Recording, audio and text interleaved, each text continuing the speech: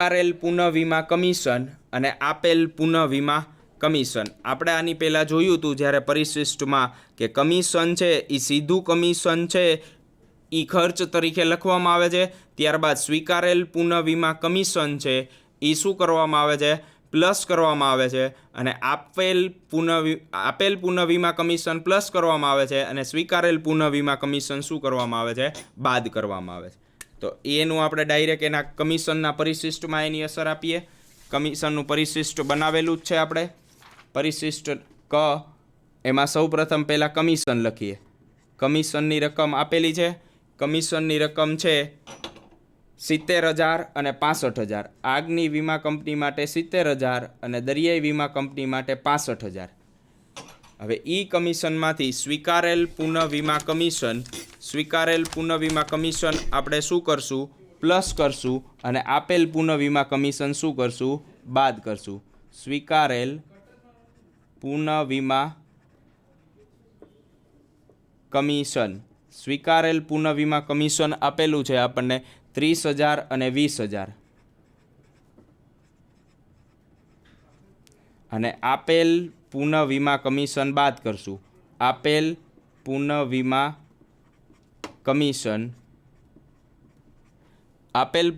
Commission આપેલું છે આપણને 20,000 અને 16,000. એ 20,000 અને 16,000 શું કરશું? બાદ કરશું. અને જે કમિશનનો ટોટલ આવશે એ ડાયરેક્ટ લખવામાં આવશે મહેસૂલી ખાતામાં. ત્યારબાદ જોઈએ બીજું શું અન્ય માહિતીમાં આપેલું છે. અન્ય માહિતીમાં આપેલું છે વધારાનું અનામત ભાવિ જોખમના 50% દર વર્ષે રાખવામાં આવે છે. એ તો જ્યારે આપણે આ અનામતના જે પરિશિષ્ટનો છે મળેલ પ્રીમિયમનો એનો ટોટલ કરશું ત્યારે મળશે. ત્યારબાદ વહીવટી ખર્ચ ₹1,00,000 અને કાનૂની ખર્ચ ₹40,000 એ બંને વિભાગ વચ્ચે મળેલ ચોખ્ખા પ્રીમિયમના આધારે ફાળવવાના છે. અને પ્રીમિયમના બાકી લેણા નીચે મુજબ છે. તો હવે જે મળવાનું બાકી પ્રીમિયમ છે એ મળવાનું બાકી પ્રીમિયમ ગત વર્ષનું બાદ કરવામાં આવશે અને ચાલુ વર્ષનું શું કરવામાં આવશે? ઉમેરવામાં આવશે. તો ગત વર્ષનું ચૂકવવાનું બાકી પ્રીમિયમ છે એ 1,50,000 અને 40,000 છે. એ 1,50,000 બાદ કરવામાં આવશે અને 40,000 બાદ કરવામાં આવશે. અને જે ચાલુ વર્ષનું છે ચાલુ વર્ષનું 1,20,000 એ શું કરવામાં આવશે? પ્લસ કરવામાં આવશે 1,20,000. આ પ્લસ કર્યા પછી જે ટોટલ આવે એ ટોટલ કરવાનો રહેશે. એ ટોટલના આધારે ભાવિ અનામત ઊભું કરવામાં આવશે. ત્યારબાદ આગળ વાંચીએ તો જો આ જે ચૂકવવાના બાકી દાવાની છે એ દાવાની રકમ આપણે ગોતી શકીએ એમ છીએ. એનો ટોટલ કરી નાખીએ તો વર્ષ દરમિયાન જે ચૂકવેલ દાવાઓ તમને આપેલા છે, વર્ષ દરમિયાન જો ચૂકવેલ દાવાઓ 4 લાખ આપેલા હતા, ચૂકવેલ દાવાઓ 4 લાખ અને 3 લાખ છે.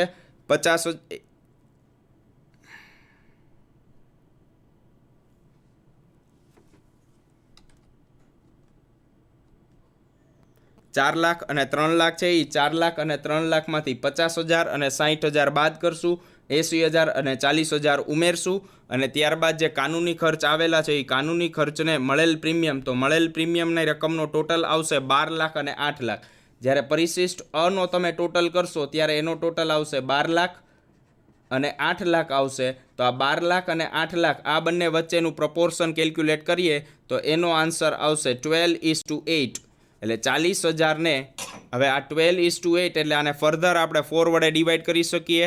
એટલે 3:2 થશે. એટલે 40,000ને 3/2 વેચીએ એટલે આગના વીમા કંપની માટે 24,000ના કાનૂની ખર્ચા રહેશે, કાનૂની ખર્ચા, અને દરિયાઈ વીમા કંપની માટે 16,000ના કાનૂની ખર્ચા રહેશે. ઓકે. ત્યારબાદ જે રકમ આપેલી છે આપણને, જે વહીવટી ખર્ચ આપેલો છે, વહીવટી ખર્ચની રકમ 1 લાખ રૂપિયા આપેલી છે. 1 લાખને 3/2ના પ્રમાણમાં વેચીએ તો પરિશિષ્ટ તમે જે બનાવેલું છે એમાં વહીવટી ખર્ચા 3/2માં વેચતા 1 લાખને 3/2માં વેચીએ તો 60,000 આગની વીમા કંપની માટે રહેશે અને 40,000 દરિયાઈ વીમા કંપની માટે. હવે 1 by 1 પરિશિષ્ટ અ, બ, ક અને ડ નો ટોટલ કરીએ અને ભાવિ અનામત ઊભું કરીએ, ત્યારબાદ એની અસર મહેસૂલી ખાતામાં આપીએ અને મહેસૂલી ખાતામાં જે ટોટલો આવક છે એ આવકનો ટોટલ કરીને એમાંથી ખર્ચ બાદ કરવામાં આવે, જે રકમ મળે એને કહેવાય નફો કે નુકસાન. હવે જે આપણને અહીંયા મળેલ પ્રીમિયમ છે એ 12 લાખ અને 8 લાખ મળેલું છે ચાલુ વર્ષનું. હવે એની ગણતરી કઈ રીતે કરવી એ સમજાવી દઉં. જે ભાવિ જોખમ માટેનું અનામત ઊભું કરવાનું છે એની ગણતરી. તમારો જે મળેલ પ્રીમિયમનો ટોટલ છે એ 12 લાખ અને 8 લાખ આપેલો છે. ત્યારબાદ હવે તમે સમની શરૂઆત કરતાં જ પહેલાં કહેવામાં આવ્યું હતું, આ તારીખ 31/12/2009 રોજ ભાવિ જોખમનું અનામત એટલે ગત વર્ષનું આપેલું છે. હવે ચાલુ વર્ષનું આપણે ગણતરી કરીએ તો બાકી જોખમ માટેનું અનામત, આખરનું અનામતની ગણતરી કરીએ છીએ. આખરનું અનામત આગ અને દરિયાઈ કંપની માટે, આગની વીમા કંપની માટે 12 લાખના 50% એટલે 6 લાખ થશે. અને દરિયાઈ વીમા કંપની માટે નિયમ મુજબ તમારે 100% અનામત રાખવાનું હોય છે એટલે 8 લાખ આવશે.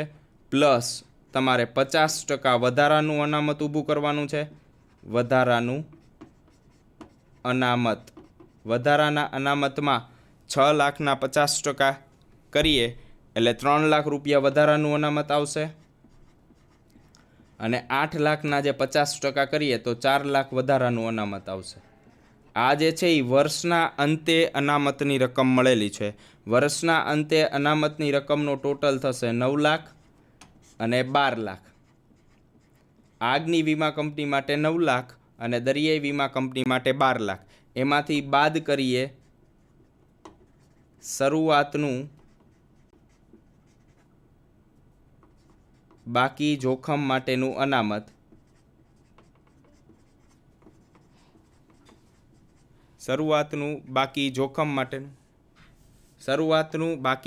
માટેનું અનામત. શરૂઆતનું બાકી જોખમ માટેનું અનામત 7 લાખ આપેલું હતું અને 9 લાખ રૂપિયા આપેલ છે.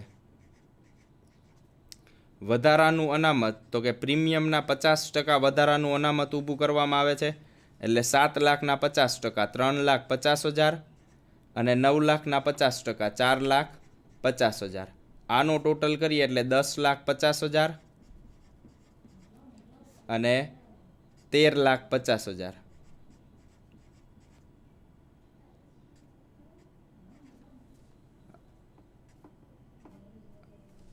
ગત વર્ષની કમ્પેરિઝનમાં ચાલુ વર્ષમાં જો અનામતની રકમ ઓછી છે એટલા માટે ગત વર્ષનું ઓલરેડી 10,50,000 આપણી પાસે અનામત ઊભું કરેલું છે અને ચાલુ વર્ષમાં માત્ર 9 લાખ રૂપિયા જ ટ્રાન્સફર કરવાના છે. એટલે ગત વર્ષે આપણે ઓલરેડી 1,50,000 રૂપિયા સરપ્લસ ટ્રાન્સફર કરેલા છે. જે ચાલુ વર્ષની જે પ્રીમિયમની મળેલ પ્રીમિયમની રકમ હશે એમાં એ બંને વચ્ચેનો ડિફરન્સ શું કરવામાં આવશે? પ્લસ અથવા તો માઇનસ કરવામાં આવશે. માની લ્યો કે અહીંયા 9 લાખ ન હોત અને 11 લાખ હોત તો 11 લાખ ચાલુ વર્ષનું તમારે અનામત રાખવાનું છે. ઓલરેડી 10,50,000 તમે ગત વર્ષે રાખેલું છે તો માત્ર તમારે વધારો ખાલી કેટલાનો કરવાનો રહે? 50,000નો. અહીંયા 9 લાખ રૂપિયા ચાલુ વર્ષે રાખવાના છે. ગત વર્ષે ઓલરેડી 10,50,000 રાખવામાં આવેલ છે તો ગત વર્ષે 1,50,000 રૂપિયા ચાલુ વર્ષની કમ્પેરિઝનમાં વધારે છે તો એ પાછું અનામત કરવા માટે થઈ, એ પાછું અનામત ખેંચી લેવા માટે થઈ એ મળેલ પ્રીમિયમની રકમમાં શું કરી દેવામાં આવશે? પ્લસ કરી દેવામાં આવશે. એવી જ રીતે દરિયાઈ વીમાની વાત કરીએ તો ગત વર્ષનું અનામત આપણને આપેલું છે 13,50,000 રૂપિયા અને ચાલુ વર્ષે જે અનામત રાખવાનું છે એ 13,50,000 રૂપિયા. આ ચાલુ વર્ષે જે અનામત રાખવાનું છે એ 12 લાખ રૂપિયા આપેલું છે. એટલે ગત વર્ષની કમ્પેરિઝનમાં ચાલુ વર્ષનું અનામત ઓછું છે તો જે બંને વચ્ચેનો ડિફરન્સ હશે એ આપણે શું કરી દેશું? પ્લસ કરી દેશું. અને આ જે તમને ટોટલ મળશે એ લાસ્ટ ફાઇનલ ટોટલ પરિશિષ્ટ 1નો 13,50,000 અને 9,50,000. 12 લાખ ઓલરેડી હતા પ્લસ 1,50,000 તમે વધાર્યા. એવી જ રીતે 8 લાખ ઓલરેડી હતા, તમે 1,50,000 વધાર્યા એટલે પરિશિષ્ટ અ મળેલ પ્રીમિયમનો ટોટલ આવશે 13,50,000 અને પરિશિષ્ટ અ મુજબ મળેલ પ્રીમિયમનો દરિયાઈ વીમા કંપની માટે જે ટોટલ આવશે એ 9,50,000. હવે 1 બાય 1 દરેક પરિશિષ્ટની રકમ આપણે મહેસૂલી ખાતામાં લખતા જઈએ અને મહેસૂલી ખાતાનો ટોટલ કરીએ એટલે આપણને નફો કે નુકસાન મળી જાય. હવે ચૂકવેલ દાવાનો જો ટોટલ કરીએ તો ચૂકવેલ દાવાનો જે ટોટલ આવે છે એ ફાઇનલ 3,94,000 આવે છે આગની વીમા કંપની માટે અને 2,46,000 દરિયાઈ વીમા કંપની માટે આવે છે. ચૂકવેલ દાવાનો ટોટલ ફાઇનલ જે ટોટલ આવે છે એ 3,94,000 અને 2,46,000.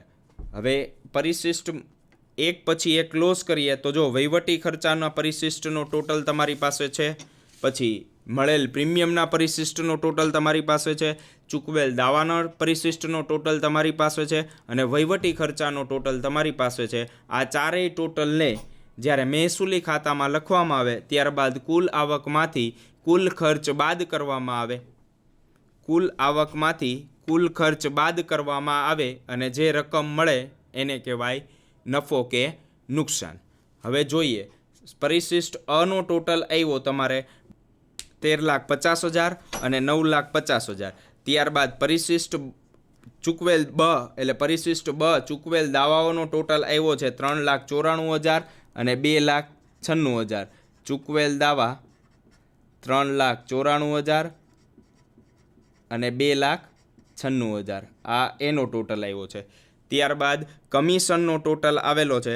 કમિશનનો તમે જે ટોટલ કર્યો કમિશનની રકમ એમાં જો 70,000માં 30,000 પ્લસ કરવાના હતા અને 20,000 માઇનસ કરવાના હતા એટલે 1,00,000માંથી 20,000 માઇનસ કરીએ એટલે કમિશન જે ચૂકવેલ કમિશન જે ખર્ચ થયેલું હશે બંને કંપની માટે એમાં આગની વીમા કંપની માટે 80,000. એવી જ રીતે દરિયાઈની વાત કરીએ તો 65,000 ડાયરેક્ટ કમિશન હતું.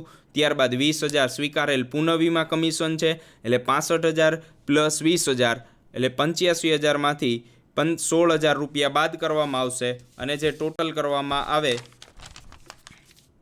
તો કમિશનનો ટોટલ આવશે 80,000 અને 69,000. ત્યારબાદ વહીવટી ખર્ચા છે એ વહીવટી ખર્ચા 3:2 પ્રમાણમાં વહેંચ્યા પછી વહીવટી ખર્ચાનો ટોટલ આવશે 60,000 અને 40,000. હવે કુલ આવકોની ગણતરી કરતી વખતે જેટલી આવકો છે આવકોમાં મળેલ પ્રીમિયમ, ત્યારબાદ વ્યાજ અને ડિવિડન્ડની આવક અને અન્ય આવક આ ત્રણેયનો ટોટલ કરીએ એટલે કુલ આવક આપણને ઇન્સ્યોરન્સ કંપનીની મળશે. એમાંથી કુલ ખર્ચમાં જેવા કે ચૂકવેલ દાવાઓ, કમિશન અને વહીવટી ખર્ચા બાદ કરીએ એટલે આપણને કુલ ખર્ચ મળશે. કુલ આવકમાંથી કુલ ખર્ચ બાદ કરવામાં આવશે અને જે રકમ આવશે એને કહેવાશે નફો કે નુકસાન. જોઈએ હવે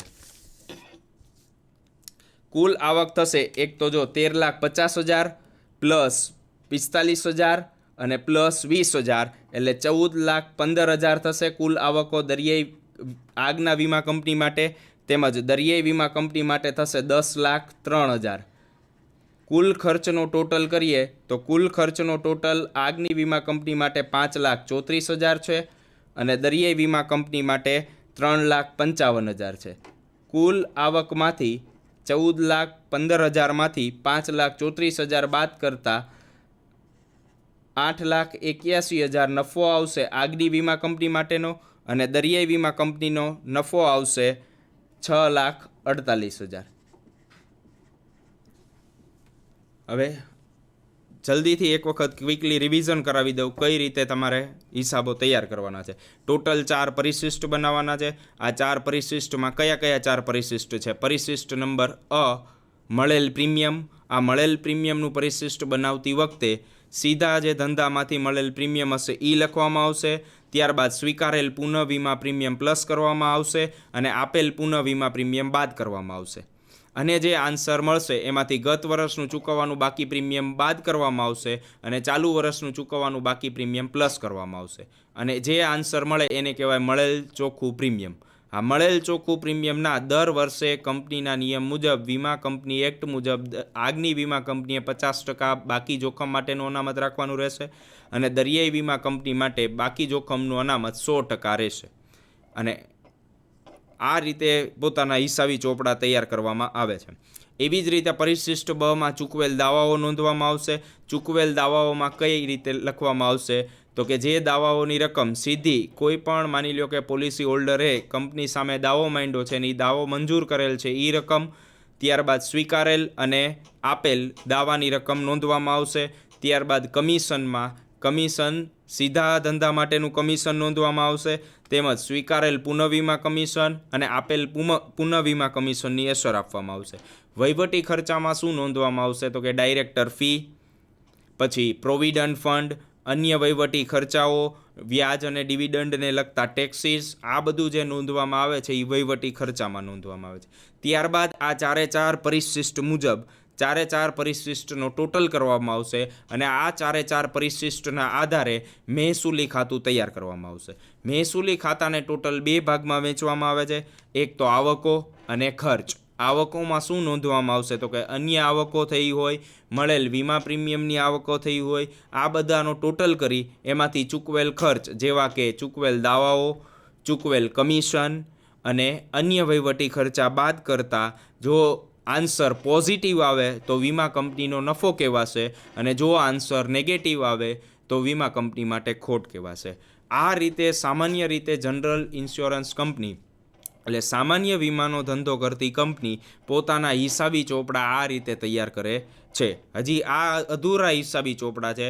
આના પછી વધારાનું એક પાકું સર્વેયું તૈયાર કરવામાં આવે છે કે કંપની પાસે કેટલી મિલકતો છે અને કેટલી કંપનીની સામે જવાબદારીઓ છે. આ રીતે હિસાબી ચોપડા તૈયાર કરી અને વર્ષના અંતે વીમા પ્રીમિયમ કંપની પોતાના હિસાબી ચોપડા તૈયાર કરે છે. આપે મને ખૂબ જ શાંતિથી સાંભળો અને આટલું કોઓપરેટ કર્યું એ બદલ તમારો ખૂબ ખૂબ આભાર. Thank you very much.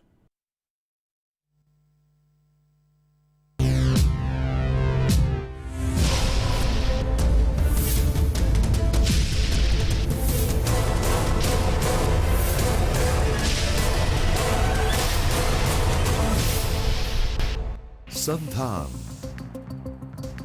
All Gujarat Integrated Classroom. સેટેલાઇટના માધ્યમથી જોડતી કડી એટલે સંધાન.